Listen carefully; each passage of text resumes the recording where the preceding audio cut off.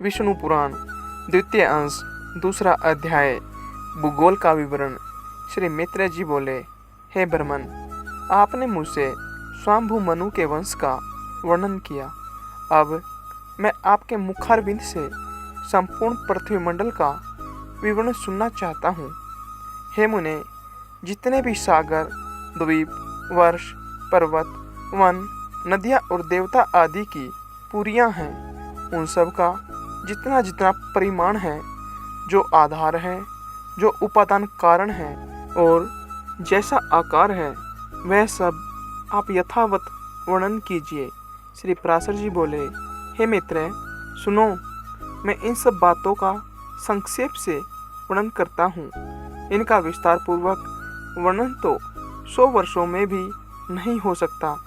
हे द्विज, जम्बू, पलक्ष, शालमल, कुश, क्रौंच, शाक और सातवां पुष्कर, ये सातों द्वीप चारों ओर से खारे पानी, विषुरस, मदिरा, घृत, दधी, दुग्ध और मीठे जल के 7 समुद्रों से घिरे हुए हैं। हे मित्र, जम्बू द्वीप इन सब के मध्य में स्थित है और उसके भी बीचों बीच में सुवर्ण में सुमेरु पर्वत है। इसकी ऊंचाई 84,000 योजन है तथा नीचे की तरफ यह 16,000 योजन पृथ्वी में घुसा हुआ है। इसका विस्तार ऊपरी भाग में 32,000 योजन है तथा नीचे केवल 16,000 योजन है। इस प्रकार यह पर्वत इस पृथ्वी रूप कमल की कर्णिका कोश के समान है। इसके दक्षिण में हिमवान, हेमकूट और निषद तथा उत्तर में नील, श्वेत और श्रृंगी नामक वर्ष पर्वत है। उनमें बीच के 2 पर्वत निषद और नील 1-1 लाख योजन तक फैले हुए हैं।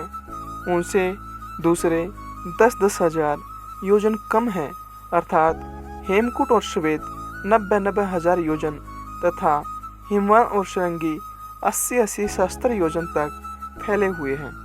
वे सभी 2-2 सहस्त्र योजन ऊंचे और इतने ही चौड़े हैं। हे द्विज, मेरु पर्वत के दक्षिण की ओर पहला भारतवर्ष है तथा दूसरा किमपुरुष वर्ष और तीसरा हरिवर्ष है। उत्तर की ओर प्रथम रम्यक, फिर हिरण्मय और तदंतर उत्तर कुरुवर्ष है, जो भारतवर्ष के समान है। हे द्विश्रेष्ठ, इनमें से प्रत्येक का विस्तार 9-9 हजार योजन है तथा इन सब के बीच में इलावर्त वर्ष है, जिसमें सुवर्ण में सुमेरु पर्वत खड़ा हुआ है। हे महाभाग, यह इलावर्त वर्ष सुमेरु के चारों ओर 9,000 योजन तक फैला हुआ है। इसके चारों ओर 4 पर्वत हैं। ये चारों पर्वत मानो सुमेरु को धारण करने के लिए ईश्वरकृत किलियां हैं।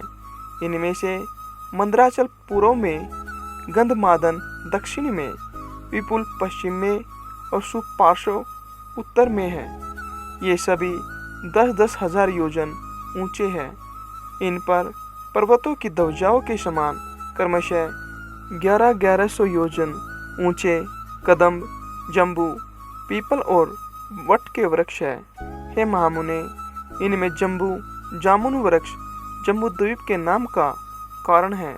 उसके फल महान गजराज के समान बड़े होते हैं।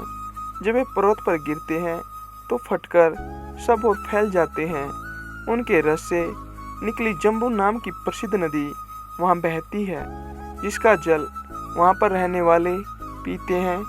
उसका पान करने से वहाँ के शुद्ध चित्त लोगों को पसीना, दुर्गंध, बुढ़ापा अथवा इंद्रिय नहीं होता। उसके किनारे की मृत्तिका उस रस से मिलकर मंद मंद वायु से सूखने पर जाम्बू नद नामक सुवर्ण हो जाती है, जो सिद्ध पुरुषों का भूषण है। मेरु के पूर्व में भद्राश्व वर्ष और पश्चिम में केतुमाल वर्ष है तथा हे मुनिश्रेष्ठ, इन दोनों के बीच में इलावर्त वर्ष है। इसी प्रकार उसके पूर्व की ओर चैत्ररथ, दक्षिण की ओर गंधमादन, पश्चिम की ओर वेबराज और उत्तर की ओर नंदन नामक वन है तथा सर्वदा देवताओं से सेवनीय अरुणोद, महाभद्र, असितोद और मानस ये 4 सरोवर है। हे मित्र, शीतांब, कुमुद, कुर्री, माल्यवान तथा वकैंक आदि पर्वत मेरु के पूर्व दिशा में केसराचल है। त्रिकुट, शिशिर, पतंग, रुचक और निषाद आदि केसराचल उसके दक्षिण ओर है। सिखिवासा, वेडुर्य, कपिल, गंधमादन और जारूधी आदि उसके पश्चिम में केसर पर्वत है तथा मेरु के अति समीप इलावर्त वर्ष में और जठरादि देशों में स्थित शंखकूट, ऋषभ, हंस, नाग तथा कालंज आदि पर्वत उत्तर दिशा में केसराचल है। हे मित्र, मेरु के ऊपर अंतरिक्ष में 14 सहस्त्र योजन के विस्तार वाली ब्रह्मा जी की महापुरी यानी ब्रह्मपुरी है। उसके सब ओर दिशा एवं विदिशाओं में इंद्र आदि लोकपालों के 8 अति रमणीक और विख्यात नगर हैं। श्री गंगा जी चंद्रमंडल को चारों ओर से आप्लावित कर स्वर्गलोक से ब्रह्मपुरी में गिरती है। वहाँ गिरने पर वे चारों दिशाओं में क्रम से सीता, अलकनंदा, चक्षु और भद्रा नाम से 4 भागों में विभक्त हो जाती है। उनमें से सीता पूर्व की ओर आकाश मार्ग से एक पर्वत से दूसरे पर्वत पर जाती हुई अंत में पूर्व स्थित भद्रा वर्ष को पार कर समुद्र में मिल जाती है। इसी प्रकार अलकनंदा दक्षिण दिशा की ओर भारतवर्ष में आती है और 7 भागों में विभक्त होकर सब में मिल जाती है। चक्षु पश्चिम दिशा के समस्त पर्वतों को पार कर केतुमाल नामक वर्ष में बहती हुई अंत में सागर में जा गिरती है। भद्रा उत्तर के पर्वतों और उत्तर कुरु वर्ष को पार करती हुई उत्तरीय समुद्र में मिल जाती है। माल्यवान और गंधमादन पर्वत उत्तर तथा दक्षिण की ओर नीलाचल और निषद पर्वत तक फैले हुए हैं। उन दोनों के बीच में किरणकाकार मेरु पर्वत स्थित है। हे मित्र, मर्यादा पर्वतों के बहिर्भाग में स्थित भारत, केतुमाल, भद्राशव और कुरुवर्ष इस लोक पद्म के पत्तों के समान हैं। जठर और देवकूट ये दोनों मर्यादा पर्वत है जो उत्तर और दक्षिण की ओर नील तथा निषद पर्वत तक फैले हुए हैं। पूर्व और पश्चिम की ओर फैले हुए गंधमादन और कैलाश ये 2 पर्वत जिनका विस्तार 80 योजन है, समुद्र के भीतर स्थित है। पूर्व के समान मेरु के पश्चिम ओर भी निषद एयर पारियातर नामक 2 मर्यादा पर्वत स्थित है। उत्तर की ओर त्रिशृंग और जारूदी नामक वर्ष पर्वत है। ये दोनों पूर्व और पश्चिम की ओर समुद्र के गर्भ में स्थित हैं।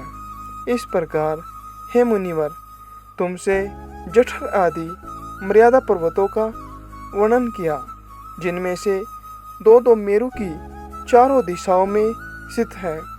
हे मुने, मेरु के चारों ओर स्थित जिन शीतांत आदि केसर पर्वतों के विषय में तुमसे कहा था के बीच में सिद्ध चरण आदि से सेवित अति सुंदर कंदराएं हैं। हे मुनिषतम, उनमें सुरमय नगर तथा उपवन है और लक्ष्मी, विष्णु, अग्नि एवं सूर्य आदि देवताओं के अत्यंत सुंदर मंदिर है जो सदा किन्नर श्रेष्ठों से सेवित रहते हैं। उन सुंदर पर्वत द्रोणियों में गंधर्व, यक्ष, राक्षस, दैत्य और दानव आदि अहर्निश क्रीड़ा करते हैं। हे मुने, ये संपूर्ण स्थान भौम पृथ्वी के स्वर्ग कहलाते हैं। ये धार्मिक पुरुषों के निवास स्थान हैं। पाप कर्मा पुरुष इनमें 100 जन्म में भी नहीं जा सकते। हे द्विज, श्री विष्णु भगवान भद्राश्व वर्ष में हयग्रीव रूप से, केतुमाल वर्ष में वराह रूप से और भारतवर्ष में कुर्म रूप से रहते हैं तथा वे भक्त प्रतिपालक श्री गोविंद कुरु वर्ष में मत्स्य रूप से रहते हैं।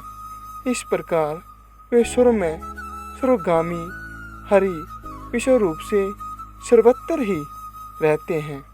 हे मित्र, वे सब के आधारभूत और सर्वात्मक हैं।